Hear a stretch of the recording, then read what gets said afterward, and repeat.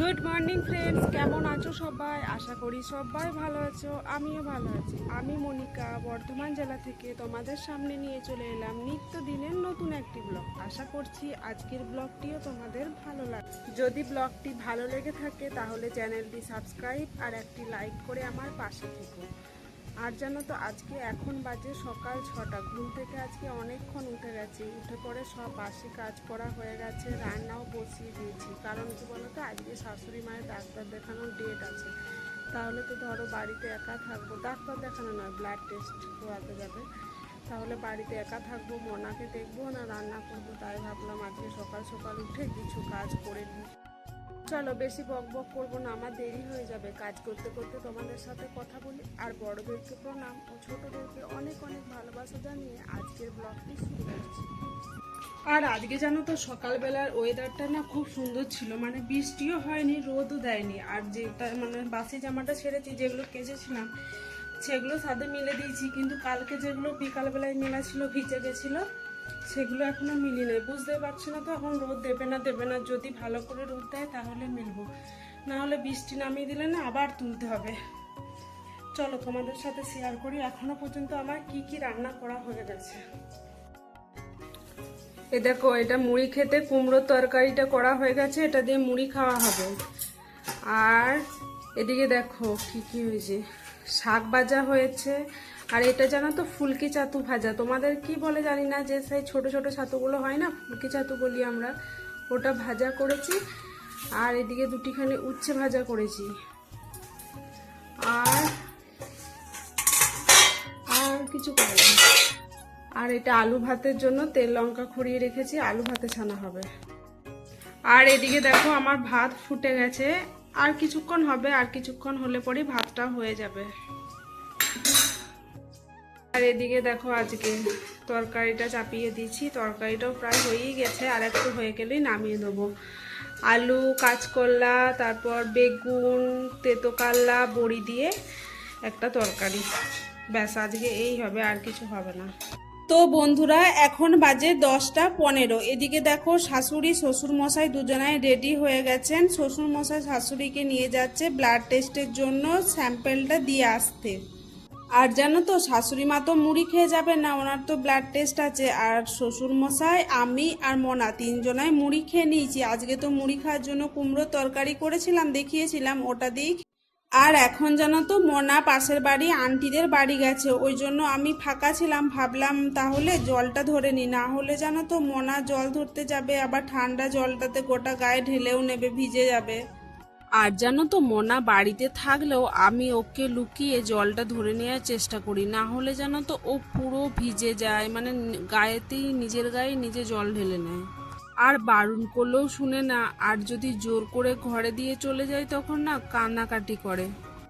আর আজকে অনেক সকাল সকাল রান্না চাপিয়েছিলাম, ওই জন্য রান্নাটাও হয়ে গেছে। আর যে কাজগুলো আছে সেগুলো ওকে নিয়ে বাড়ির মধ্যেই করা যাবে। আর জলটা জানো তো ওকে নিয়ে ধরা যাবে না, ওই জন্যই আমি জলটা আগে ধরে নিচ্ছি। আর এখন জানো তো সকালে গরম করলে রাতের দিকে ঠান্ডা করছে, ওয়েদারটা না খুব খারাপ, ঠান্ডা লেগে যাওয়ারও একটা ভয় থেকেই যায়। আমার সব বোতলগুলোতে জল ভরা হয়ে গেছে, তারপর বোতলগুলোকে বালতি করে নিয়ে একেবারে রান্নাঘরে রেখে দিলাম। আর বাইরে রাখলেও জানো তো মনা খুলে পরে ঢেলে দেবে। আর শাশুড়ি মা যখন গেল তখন জানো তো হালকা হালকা বৃষ্টি পড়ছিল, ওরা ছাতা নিয়ে গেল। আর এখনই দেখো রোদ দিয়ে দিয়েছে। আর সকালবেলায় যেগুলো মিলেছিলাম সেগুলো তো মেলাই আছে। আর কালকে যেগুলো ভিজে গেছিলাম না, বিকালে ঘুমিয়ে গেছিলাম আমি, সেগুলো তো সিঁড়িতে তুলে রেখেছিলাম। তাই ভাবলাম ওইগুলো একবার রোদে দিয়ে দিই, একবার রোদ পেলেই ওগুলো শুকিয়ে যাবে। আর মনা দেখো আমার পেছন পেছন চলে এসেছে, দেখছো গামছাটা নিয়ে কি করছে দেখো, সব সময় দৌড়াদৌড়ি ছটফট। ছাদে তো একাই চলে এসেছিল, আবার জানো তো একাই নেমে যেতে যাচ্ছিল, ওই জন্য আমি বকছিলাম। তারপর দেখো আর যায়নি, আবার আমার কাছে চলে এলো। চলো আমার জামাগুলো সব মেলা হয়ে গেছে, এরপর নিচে যাই, নিচে যেটুকু কাজ বাকি আছে ওটুকু করে নিই। চলে এলাম রান্নাঘরে একেবারে, দেখো ভাতের ফ্যানটা ঝরাতে দিয়েছিলাম, ওইটাই ভাতের হাঁড়িটা তুলে নিলাম, দিয়ে নিচেতে রেখে দিলাম। আর জানো তো সব বাসন যেগুলো ছিল রান্নার পরে সেই বাসনগুলো কিন্তু আমার ধোয়া হয়ে গেছে, মুড়ি খাওয়ার বাসন বলো, রান্নাঘরের বাসন সব ধুয়ে নিয়েছি। এরপর গ্যাসটা ভালো করে পরিষ্কার করে নেবো, আর ভাতের ফ্যান ঝরাতে দিয়েছিলাম যে বাটিটা ছিল সেই বাটিটাই শুধু ধুতে আছে, ওটাই ধুয়ে নেবো। আর মনা জানো তো বারবার খালি বলছে মা আমি তোমার কাছে যাব। আমি বলছি দাঁড়া একটু, আমি এক্ষুনি যাব, কিন্তু জানো তো ও না রান্নাঘরে চলে এসেছিল। মোনার দাদু ঠাকুমা যদি বাড়িতে থাকে তাহলে জানো তো ও বসে বসে খেলা করে, কিন্তু আজকে যেহেতু নেই ও একা খেলা করতে কিছুতেই চাইছে না। ওই জন্য দেখো আমার সাথে ও রান্নাঘরেই চলে এসেছে। আবার দেখো আমি নিচেটা মুছছি, পরিষ্কার করছি, আর ও দেখো দাঁড়িয়ে আছে। আর জানো তো বালতি করে জলের বোতলগুলো ভরে এনেছিলাম, ও না দেখতে পেয়ে গেছে, দিয়ে বোতলগুলো নিয়ে বলছে মা তুমি কখন জল ভরলে, আমাকে তো ডাকলে না, জল ভরা হয়ে গেছে তোমার। যদি বলি জল ভরে নিয়েছি তাহলে তো কাঁদবে, ওই জন্য আমি বলছি না না আজকে জল তো ভরিনি, ওগুলো কালকের থেকেই ভরা আছে রে, আজকে আর জল ভরবো না। মোনা তারপরে আবার রান্নাঘর থেকে গেল, দিয়ে দেখো ওর বনুকে নিয়ে চলে গেছিল, দিয়ে বনুকে নিয়ে কিছুক্ষণ দাঁড়িয়েছিল। তারপর আমি বললাম রুমে চো, ও বলছিল রুমে যাব না ডাইনিংটাতেই বসবো। তার দুজনায় দুটো চেয়ার নিয়ে ডাইনিংটায় বসেছি। আর দেখো ছোট্ট চেয়ারটাতে ওটার নাম দিয়েছে ও বুনু, বুনুকে বসিয়ে রেখেছে।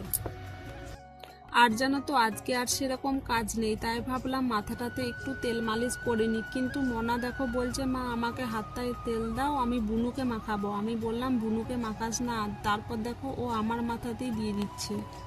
প্রথমবার তেলটা নিয়ে তো আমার মাথায় দিল, দ্বিতীয়বার ওর হাতে যখন তেলটা দিই জানো তো ওর নিজের মাথাতে নিয়ে নিল আর বুনির গোটা গায়ে মুছে দিল।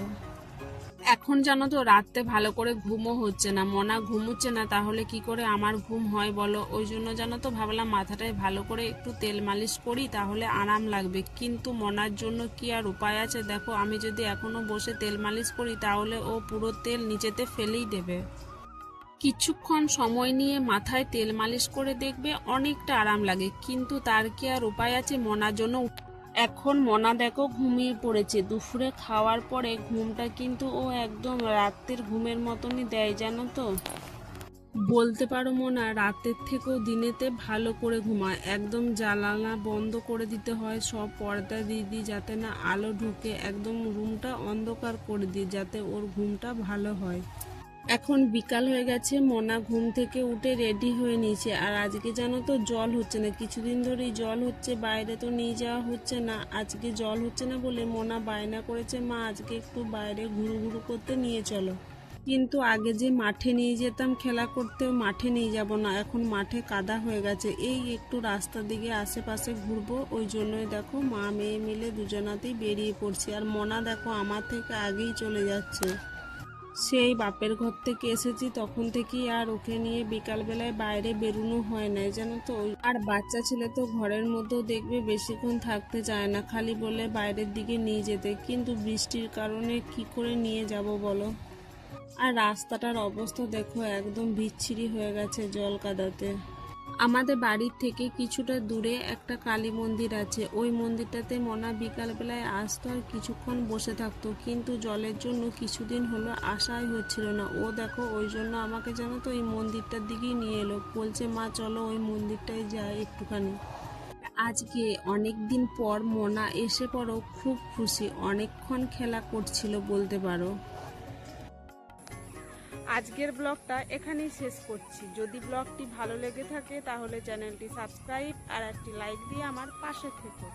কালকে দেখা হবে আপনাদের সাথে আমার নিত্যদিনের নতুন ব্লগে। সবাই ভালো থাকবেন, সুস্থ থাকবেন, টাটা।